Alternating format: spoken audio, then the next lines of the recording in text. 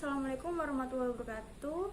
Di sini saya akan mempresentasikan dari kelompok 2 yang beranggotakan Rega Eko Nur Yulian dan saya sendiri Kusno Koyimah yang berjudul terbentuknya kelompok dalam berbagai perspektif. Yang pertama yakni pengertian kelompok. Menurut Marton, yaitu kelompok merupakan sekumpulan orang yang saling berinteraksi sesuai dengan pola yang telah mapan, sedangkan di dalam kelompok tersebut ada rasa solidaritas karena adanya nilai kebersamaan. Menurut Cato mengatakan bahwa kelompok adalah kumpulan individu yang dalam hubungannya terdapat memuaskan kebutuhan satu dengan yang lainnya. Menurut Mills, kelompok adalah suatu unit yang terdiri atas 2 orang atau lebih dan berada pada suatu kelompok untuk suatu tujuan. Jika dilihat dari beberapa definisi kelompok, maka dapat disimpulkan bahwa kelompok merupakan sekumpulan individu yang memiliki tujuan yang sama. Tujuan tersebut ada yang berjangka panjang dan pendek. Di dalam kelompok tertentu, untuk mencapai tujuan kelompok dibutuhkan pemimpin kelompok. Oleh sebab itu, seorang pemimpin kelompok harus bisa menggandeng anggotanya dan bisa membaur dengan anggota yang lainnya.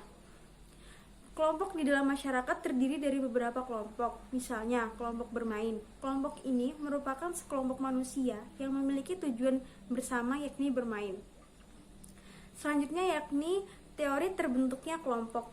Manusia sebagai makhluk sosial senantiasa saling berinteraksi dengan orang lain. Ketika adanya interaksi, membuat manusia berkelompok satu sama lainnya. Dalam berperilaku organisasi, kelompok merupakan suatu tempat untuk mencapai tujuan yang diinginkan.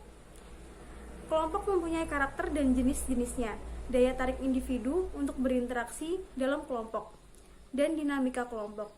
Berikut beberapa teori mengapa suatu kelompok dapat terjadi. Yang pertama yakni teori kedekatan. Teori kedekatan menjelaskan adanya aliansi di antara orang-orang tertentu. Seorang berhubungan dengan orang lain disebabkan adanya kedekatan ruang dan daerahnya. Yang kedua yakni teori interaksi. Teori interaksi berdasarkan aktivitas, interaksi, dan sentimen, perasaan atau emosi yang menghubungkan secara langsung. Semakin banyak aktivitas seseorang dengan orang lain, semakin beraneka interaksi dan semakin kuat tumbuhnya sentimen mereka. Selanjutnya kita membahas mengenai teori keseimbangan. Teori keseimbangan menyatakan bahwa seseorang tertarik kepada yang lain berdasarkan atas kesamaan sikap seperti agama, politik, gaya hidup, perkawinan, pekerjaan, dan otoritas dalam menanggapi suatu tujuan. Yang keempat yaitu teori pertukaran.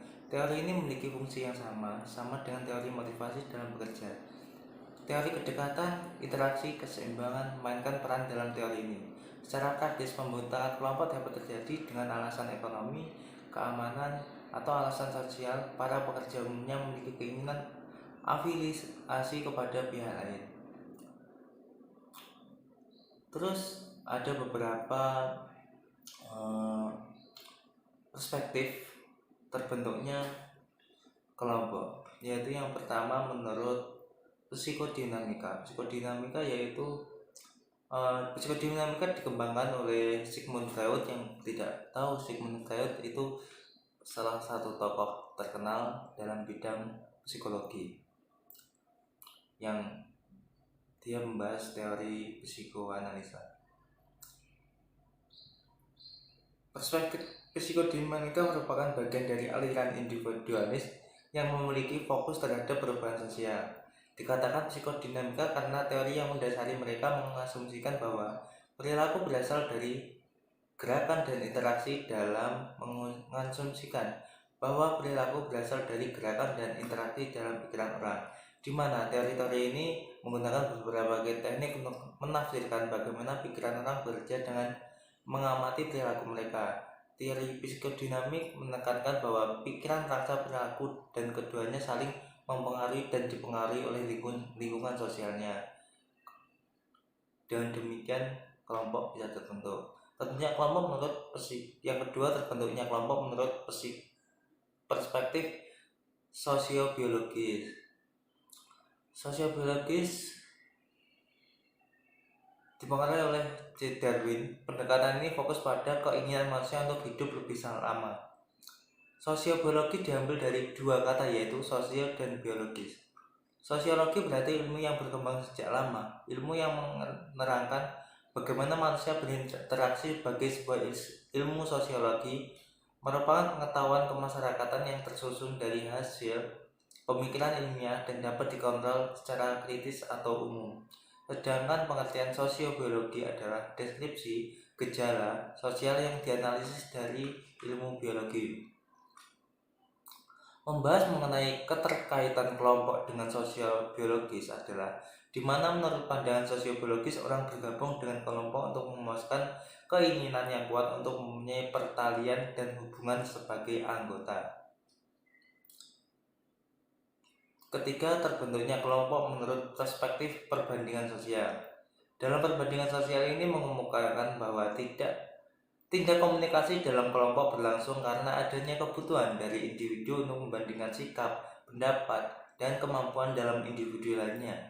Pada pandangan ini, tekanan seseorang untuk berkomunikasi dengan anggota kelompok lainnya akan mengalami peningkatan. Teori perbandingan ini diupayakan untuk dapat menjelaskan bagaimana tidak komunikasi dari para anggota kelompok mengalami peningkatan atau penurunan. Proses perbandingan sosial. Orang-orang mencari orang lain karena mereka membutuhkan informasi mengenai diri sendiri dan lingkungan, dan informasi yang dibutuhkan tersebut hanya tersedia dari orang lain. Jadi dengan adanya interaksi untuk mencari informasi tersebut, suatu kelompok akan terjadi. Terbentuknya kelompok menurut perspektif pertukaran sosial. Pertukaran sosial ini didasarkan pada pemikiran bahwa seseorang dapat mencapai suatu pengertian mengenai sifat dari kelompok dengan mengkaji hubungan di antara dua orang. Model keterkaitan kelompok dengan mempertimbangkan reward dan cost. Prinsip pandangan sosial yaitu berusaha untuk mendapatkan reward yang sebesar-besarnya dan mengurangi cost sekecil-kecilnya. Jadi tujuannya yaitu untuk mendapatkan hadiah sebanyak-banyaknya dan mengurangi pengeluaran seminimal mungkin. Dalam kelompok ini melibatkan pertukaran barang dan jasa. Biaya dan imbalan dipahami dalam situasi yang akan disajikan untuk mendapat respon dari individu selama interaksi sosial. Jika imbalan dirasakan tidak cukup atau lebih baik dari kos, maka interaksi kelompok akan diakhiri. Pertukaran sosial ini penting karena berusaha menjelaskan fenomena kelompok dalam lingkup ekonomi. Dalam perilaku mengenai kos dan imbalan, pendekatan pertukaran sosial ini penting karena berusaha menjelaskan fenomena dalam kelompok. Ya mungkin cukup sekian presentasi dari kelompok 2. Sekian. Wassalamualaikum warahmatullahi wabarakatuh.